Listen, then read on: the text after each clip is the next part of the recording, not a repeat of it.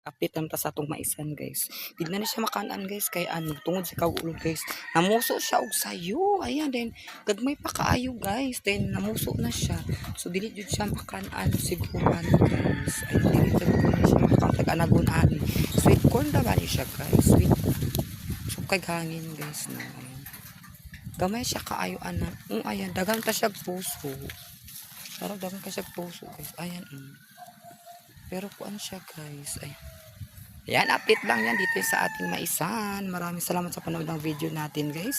Please like, comment, and share, and subscribe for more. Dito lang sa ating profile, ang sa ating channel guys. No? And have a blessed Thursday sa ating lahat. And God bless us always and Merry Christmas everyone. Update lang po yan dito sa ating maliit na maisan, sa ating sweet corn guys. No? Ayan. Thank you for watching and God bless us always. And have a grateful day, a lovely day. Ayan guys, buhay probinsya, masaya pero napaka-challengeable po. Maraming salamat.